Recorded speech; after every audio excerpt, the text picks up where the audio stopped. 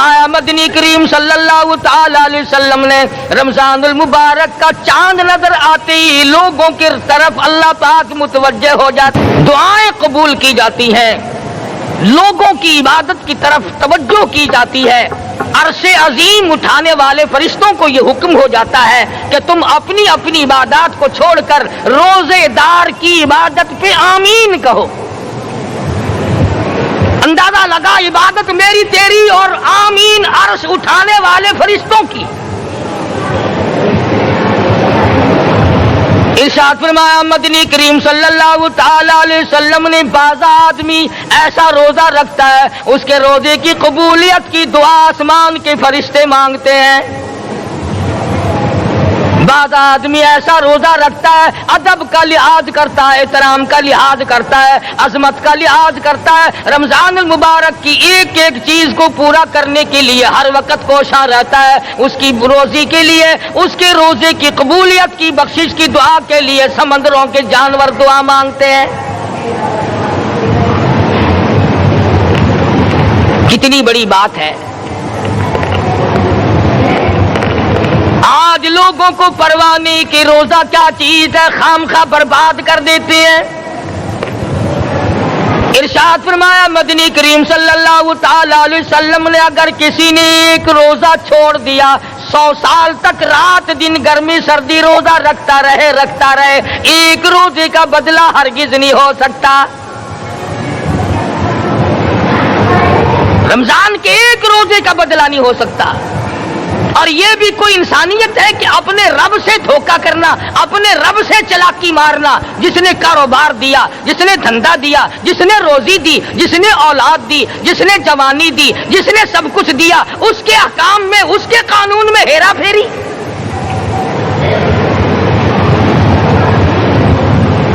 صحابہ کرام رضوان اللہ تعالی علیہ مجمعین کی جماعت کے یہاں تو ایسا ہرگز نہ تھا۔ وہ لوگ تو تن من دھن سے اپنے آپ کو قربان کیا کرتے تھے۔ اب آپ خیال فرمائیں کہ رمضان کا 17واں روزہ ہے اور جنگ بدر ہوا ہے۔ اسلام کی سب سے پہلی لڑائی روزوں میں ہوئی، اسلام کی سب سے پہلی لڑائی روزوں میں ہوئی۔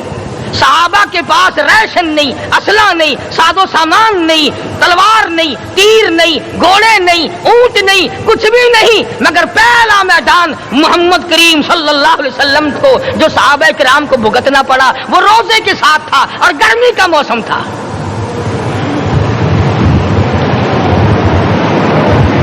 بڑے دکھ کی بات ہے کہ رمضان المبارک گزر گیا، بعض گھر میں گھر والوں نے رمضان کو داخل ہی نہیں ہونے دیا۔ اچھے بھلے کھاتے پیتے آدمی روزہ نہیں رکھتے، مزدوروں کو یہ بہانہ ملا کہ ہم کاروبار کرتے ہیں، روزہ کیسے رکھیں؟ ارے اگر موت آ گئی تو تیرا باپ کمائی کرے گا، اور اگر بیمار پڑ جائے پھر کون کمائی کرتا ہے؟ ارکان اسلام میں سے ہے روزہ، احکام اسلام میں سے ہے روزہ، اسلام کی بنیاد میں سے ہے روزہ، نماز بھی اور روزہ بھی۔ جس نے نماز کی پرواہ نہ کی اس نے ایک ستون گرا دیا، جس نے روزے کی پرواہ نہ کی اس نے دوسرا ستون گرا دیا، جس نے زکات کی پرواہ نہ کی اس نے تیسرا ستون گرا دیا، جس نے حج کی پرواہ نہ کی اس نے سارے اسلام کی عمارت کو ڈھا دیا۔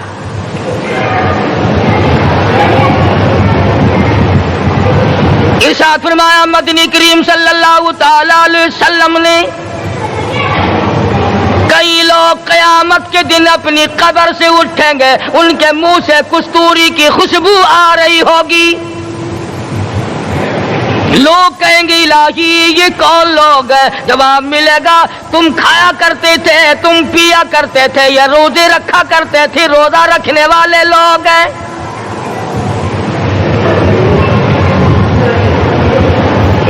ملتان کے دوستو، اگر تمہاری یہ تمنا ہو کہ ہم قیامت کی پیاس سے بچ جائیں، 50,000 سال کی شدت والی پیاس سے بچ جائیں، قیامت کے دن والی گھبراہٹ سے بچ جائیں، قیامت کے خوفناک عذاب سے بچ جائیں، اگر 50,000 سال کی دھوپ سے بچنا چاہتے ہو، شدت سے بچنا چاہتے ہو، گرمی سے بچنا چاہتے ہو، پیاس سے بچنا چاہتے ہو، مسلم شریف کی روایت میں ہے ایک آدمی کی زبان اتنی باہر لٹک جائے گی اس پہ 18 आदमी खड़े हो सके। इन तमाम प्यासों से, घबराहटों से अगर बचना चाहते हो, इतनी शदीद घबराहट आएगी, इतना सख्त माहौल बन जाएगा। कुरान करीम कहता है या अय्युहन नास इत्तकू रब्बकुम, डरो अपने परवरदिगार से जितने तुम्हें आंखें दी। इत्तकू रब्बकुम, डरो उस परवरदिगार से जिसने जुबान दी।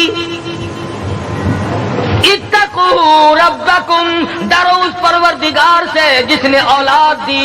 इत्तकू रब्बकुम, डरो उस परवरदिगार से जिसने कारोबार दिया। डरो उस परवरदिगार से जिसने हाथ दिए, जिसने पैर दिए। फरमाया इत्तकू रब्बकुम इन्न ज़लज़लतस्साअति शैउन अज़ीम। इतना सख्त घबराहट होगा क़यामत के दिन। नबी करीम सल्लल्लाहु अलैहि वसल्लम ने फरमाया अगर कोई उस प्यास से बचना चाहता है, उस घबराहट से बचना चाहता है, तो एक ही सूरत है कि वो रमजान के रोजे रखा करे। हदीस में आता है कि क़यामत के दिन अल्लाह पाक जल्ले शान अर्श अजीम के साये में कुछ लोगों को दस्तरखान पे बिठाकर खाना खिलाएंगे।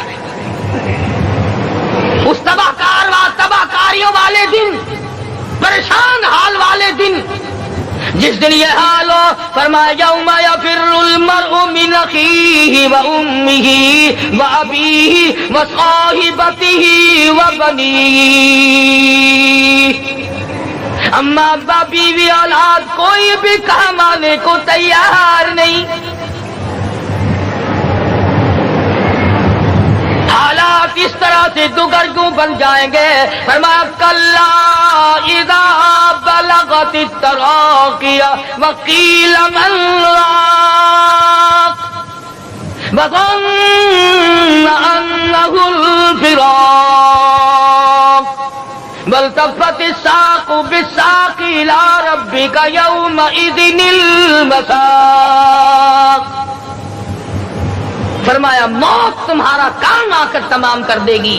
ये हाथ काम न करेंगे, ये आंख काम न करेंगी, ये पैर काम न करेंगे, ये दिलो दिमाग निकम्मा हो जाएगा, ये बीवी बच्चे काम न आएंगे, ये धन दौलत काम न आएगी, तमाम का तमाम निजाम कायनात बेकार हो जाएगा। तो खुदावंद करीम ने रमजानुल मुबारक के साथ साथ शब कदर की हाज की रात अता फरमाई और यूं फरमाया ऐ मेरे महबूब आप रोया न करें, आप गमज़दा न हो, आप परेशान हाल न रहा करें। मैंने तेरी उम्मत पे करम कर दिया, एक रात ऐसी अता कर दी जो 1000 महीनों से बेहतर है। और कुरान करीम पढ़ने का लुत्फ मैं और आप क्या जाने। जाओ अबू बकर सिद्दीक रज़ियल्लाहु ताला अन्हु से पूछो कैसा कुरान करीम पढ़ा करता था। सारे काफिरों ने खड़े होकर के इतराज किया अबू बकर को हम जोर से कुरान करीम नहीं पढ़ने देंगे। अबू बकर कुरान पढ़ता है, हमारी औरतें पर असर अंदाज होता है, हमारे बच्चों पे असर होता है। और मक्के के काफिरों का ये बयान है कि जब सिद्दीक अकबर कुरान पढ़ता था पहाड़ लरज़ जाया करते थे।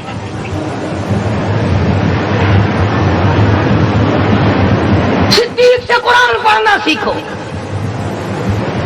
फारूक आज़म ने इसी कुरान करीम के जरिए सब कुछ हासिल किया। सारी रात फारूक आज़म कुरान करीम की तिलावत किया करते थे, एक एक रकात में पूरा खत्म कुरान करते थे। आज तो ये बातें कहानी नजर आती है।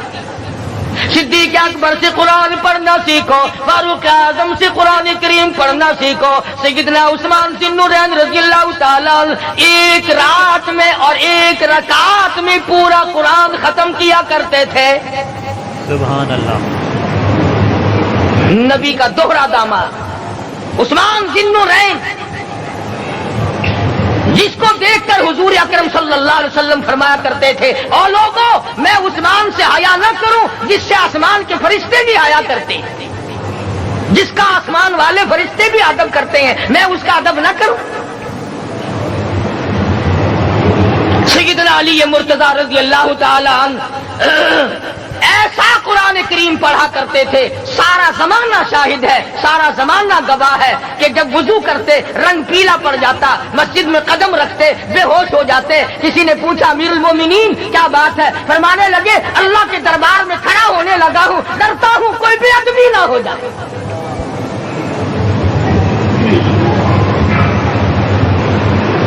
قرآن کریم ان سے پڑھنا سیکھو۔ قرآن کریم پڑھنا ان سے سیکھو۔ حسین نے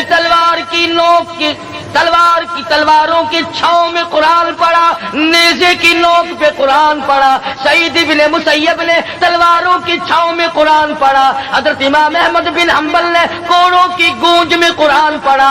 ابو حنیفہ رحمت اللہ علیہ نے جیل سے جنازہ نکلنے سے پہلے قرآن پڑھا۔ علامہ ابن تیمیہ نے جیل کے مینارے میں قرآن پڑھا اور کوڑے کھائے۔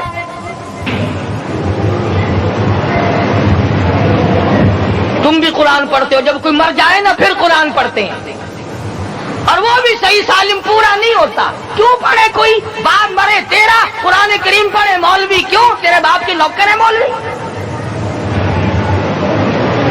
تم خود کیوں نہیں پڑھتے؟ تمہارا خود کا تو یہ حال ہے کہ جن کپڑوں میں باپ نے دم توڑا، جن کپڑوں میں ماں نے دم توڑا، جن کپڑوں میں گھر والی نے دم توڑا، جن کپڑوں میں بھائی نے دم توڑا، وہ سارے کپڑے الگ رکھتے ہو۔ ارے ظالمو، تمہیں اپنے ماں باپ کے کپڑوں سے نفرت ہے۔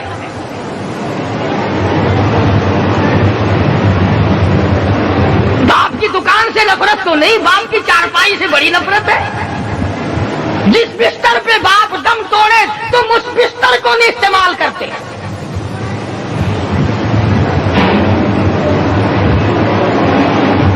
رسموں میں ڈوبے پڑے ہیں لوگ، رسمیں بنا رکھی ہیں، یوں کرنا چاہیے اور اس طرح سے کرنا چاہیے۔ لہد کے پانی سے بچو، مردے کے کپڑے سے بچو، مردے کی چارپائی سے دور رہو، فلاں چیز سے دور رہو۔ تم نے کبھی یہ بھی سوچا کہ اگر تمہارے بس کی بات ہو تم موت سے بھی دور رہ کے دکھاؤ نا۔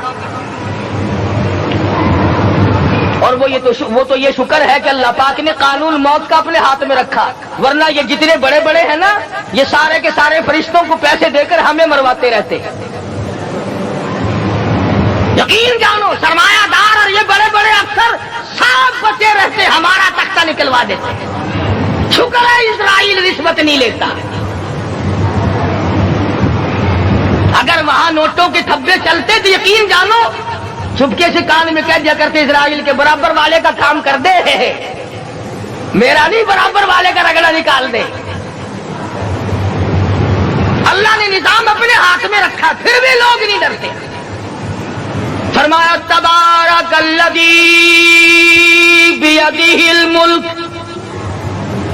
تمام برکتیں اس ذات کے ہاتھ میں ہے جس کا ملک میرا